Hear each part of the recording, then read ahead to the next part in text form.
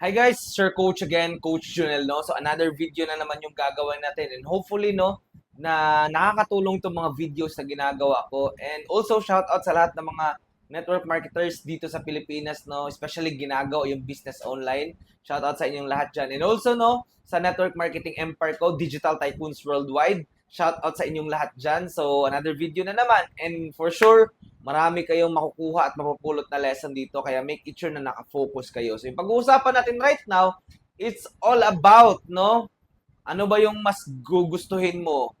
Yung money or yung excuses? Kasi nga, sabi pa nga ng isa sa mga mentors ko, you can either make money or make excuses, pero hindi mo pwede pagsabayin yung dalawa na magme-make ka ng excuse while making money or while making money, making ka ng excuse.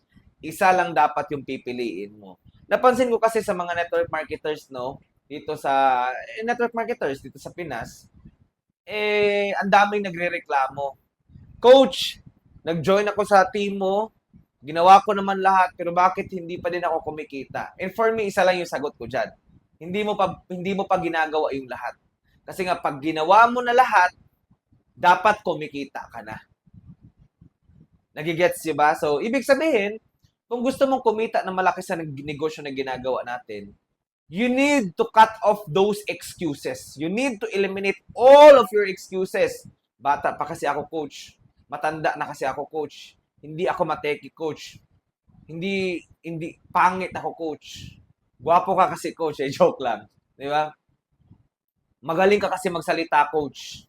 Bobo kasi ako, coach. Ano ba bang mga excuses? Wala kasi akong pera, coach. Hindi kasi ako pinanganak na mayaman, coach. Hindi kasi ako magaling magsalita, coach. You need to eliminate everything na excuse na naiisip mo kung gusto mong kumita ng malaki at gusto mo kumita ng malaking pera, dito sa negosyo na ginagawa natin. Kasi nga, you can either make money or excuses. You choose. Pumili ka.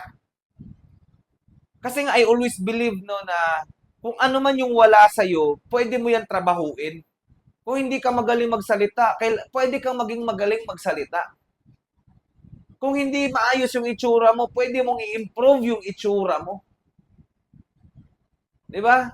Kung hindi ka magaling, pwede mong i-improve yung sarili mo para maging magaling. Kung hindi maayos yung Facebook mo, pwede mong pagandahin yung Facebook mo. It's either you make money or make excuses lang. And if you are not making money, it's possibly you are making an excuse why you are not making money in this kind of business. Di ba? Di hamak na may mga mas mahihirap na sitwasyon sa iyo. Di hamak na kung medyo hindi ka na mataking ngayon kasi matanda ka na, i-check mo. Di ba? May mas maiba pang mas matatanda na kumikita sa iyo dito. Kasi nga, ineliminate nila, tinanggal nila lahat ng excuses kung bakit hindi sila kumikita. And that's why they are making big amount of money. Diba? Dito sa ginegosyo na ginagawa natin. Kaya again guys, kung gusto mong maging successful, gusto mong guminhawa, tanggalin mo lahat ng mga excuses na pwede mong isipin at start improving yourself.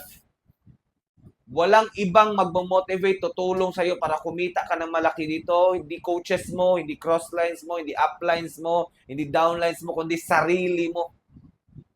Diba? Tulungan mo yung sarili mo. Bonus na lang kung may magaling ka pa na coach. Diba? Bonus na lang kung may magaling ka pa na coach. Pero kung gusto mong umasenso dito, dapat hindi ka disusi. Diba? Dapat may sarili kang initiative. Dapat may sarili kang motivation. Kung bata ka pa ngayon, that's the best time na maging successful ka. Kailan ka pa ba magiging successful? Kung medyo may edad ka na, this is the right time na maging successful ka. Kasi at least man lang, pag retire mo very, very soon, may bubunutin ka, may retirement income ka na tinatawag. Because you build the business right now. So again, ang sa akin lang, quick motivation lang to remind na kung hindi pa kumikita ngayon, hindi mo pa ginagawa ang lahat. Excuse lang yung ginawa mo lang pa din ang lahat. Pero sa totoo lang, kung ginawa mo na dapat lahat, kumikita ka na, kagaya namin. And the difference between top earners and average earners is those excuses na sinasabi nila sa sarili nila. Kami, may mga May mga challenges din kami. Ang sarap din gumawa ng excuse, but we choose to eliminate those excuses kasi walang matutulong yun sa negosyo. Lahat ng excuses na naiisip mo, if it's either you eliminate it or you need to improve yourself para mawala na yung excuses na yun. Alright?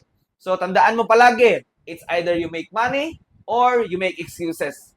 But you can't do both at the same time. Hindi mo pwedeng gawin yung dalawa at the same time. Okay? So, choose wisely. Alright? So, this is your coach again, Coach Junel. And magkita-kita tayo sa next video. Don't forget to subscribe, no? Kung saan, or follow mo ako kung saan ka man nanonood ng video na to. See you sa next video.